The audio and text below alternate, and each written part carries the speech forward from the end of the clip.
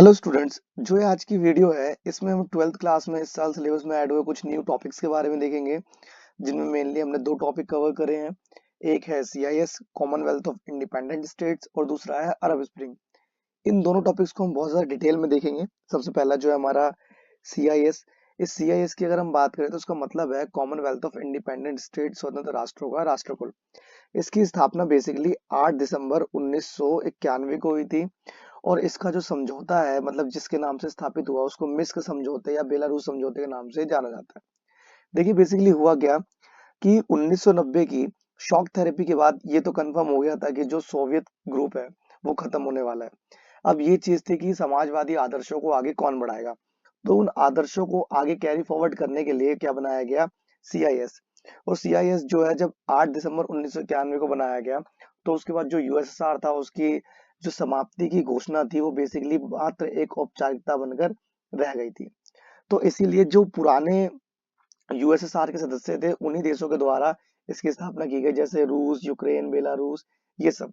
देखिए जो यूएसएसआर है उसमें तो बेसिकली आपके पास 15 देश थे, लेकिन 15 में से चैप्टर के एंड में आपने देखा था कि 3 देश क्या है, बर्बाद हो चुके थे। तो जो 12 बचे थे, तो उन्हीं 12 ने मिलाकर यहाँ पर अपना एक ग्रुप नया क्रिएट करा जिसका नाम क्या रखा, CIS, Commonwealth of independent state.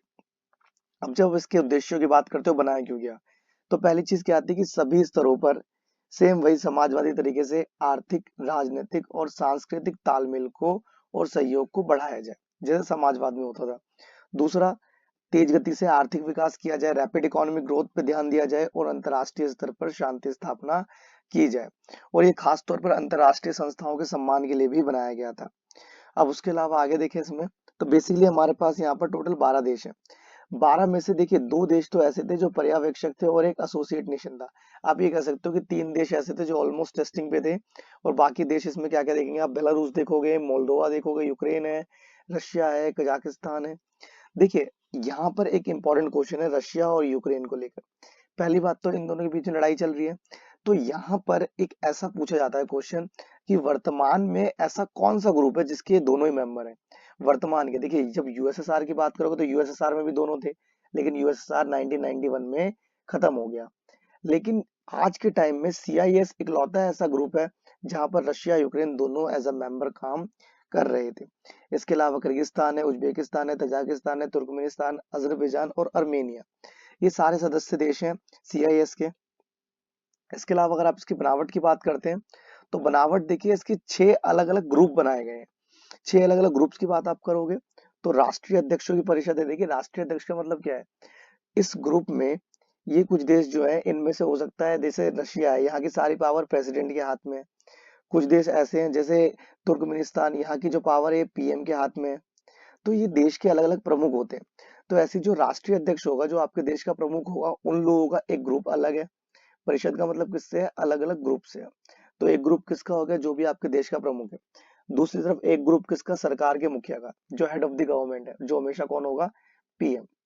उसके अलावा एक विदेश मंत्रियों का ग्रुप है, फॉरेन मिनिस्टर्स का। एक सेना कमांडरों का ग्रुप है, एक देश के रक्षा मंत्रियों का। और उसके अलावा संसदीय और आर्थिक परिषद का ग्रुप। तो हर ग्रुप को अलग अलग बनाया गया। अब जैसे मान लीजिए ग्रुप के लिए आर्थिक नीतियां बनानी है, इकोनॉमिक पॉलिसी बनानी है, तो सबको आने की जरूरत नहीं है, सिर्फ ये आर्थिक और संसदीय परिषद की बैठक होगी, ये लोग डिसीजन लेंगे और डिसीजन को इन सबके साथ डिस्कस कर लिया जाएगा। तो इस तरीके की संरचना इसकी बनाई हुई है और ये बहुत अच्छी भी बात है। उसके अलावा अरब स्प्रिंग पर आए नेक्स्ट टॉपिक पर।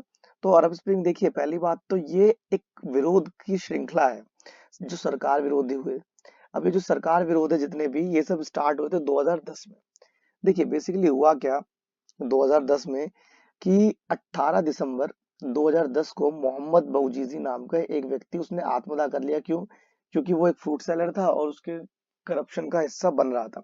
हुआ क्या था कि सरकारी लोग उससे रिश्वत वगैरह मांग रहे हैं, उस पर देने के लिए कुछ नहीं है। वो विरोध करता रहा, शिकायतें करता रहा, बट उसकी कोई सुनवाई नहीं हुई। और इन दी एंड उसने अपने जान दे दी। और उस टाइम पर ये वीडियो जो था, ये फेसबुक पर बहुत वायरल हुआ 2010 में। अब ये जो फेसबुक पे बहुत ज्यादा वायरल हो गया, तो यहीं से प्रभावित होकर अलग अलग एरियाज में भी लगातार दंगे वगैरह होने शुरू हो गए और इसी श्रृंखला को अरब स्प्रिंग का नाम दिया।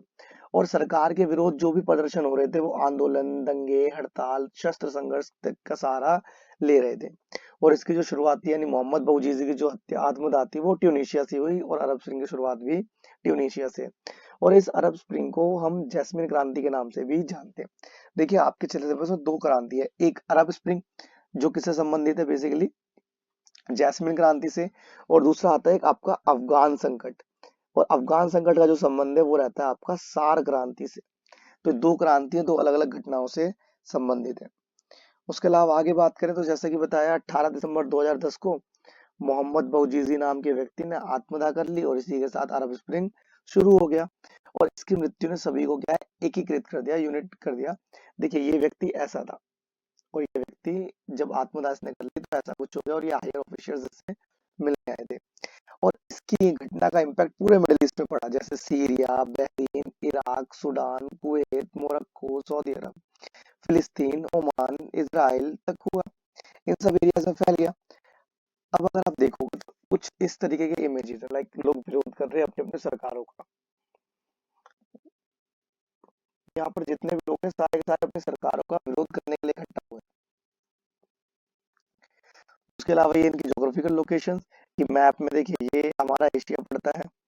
थोड़ा सा घूमते हैं इसको, तो ये देखिए इस वाले हिस्से में बेसिकली जितने भी देश हैं इन सब ने मिलकर अपना एक विरोध स्टार्ट कर दिया। जो मिडिल ईस्ट का इलाका है, यहाँ तक इसी का इम्पैक्ट पड़ा इस वाले इलाके में भी, जो उत्तर अफ्रीका है यहाँ पर भी इम्पैक्ट पड़ा। तो यहाँ पर क्या है बेसिकली पूरी तरह से आंदोलन होने शुरू हो गए।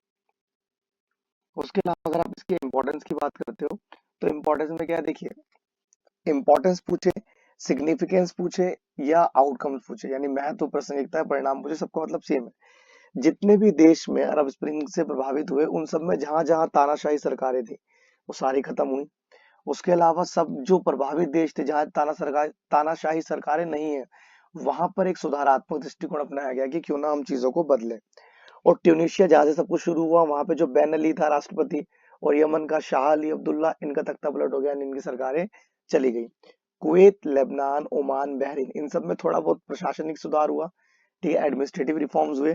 मोरक्को और जॉर्डन में भी एडमिनिस्ट्रेटिव रिफॉर्म्स हुए।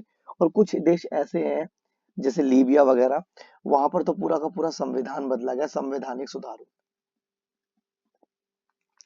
उसके अलावा अरब देशों के साथ जो भी अमेरिका के संबंध थे इनमें नाटकीय बदलाव आने लग गए थे कि अमेरिका की देख रेख में ही सारी चीजें हो रही हैं। और सबको उम्मीद थी कि अमेरिका इसको रोकेगा या तो कुछ ना कुछ रोल निभाएगा, लेकिन अमेरिका ने ऐसा नहीं करा। उसके अलावा अगर आप देखते हैं आगे तो इसमें क्या रहता है कि अंतरराष्ट्रीय प्रक्रिया की आप बात करोगे, अंतरराष्ट्रीय प्रतिक्रिया यानी इंटरनेशनल रिएक्शंस क्या थे।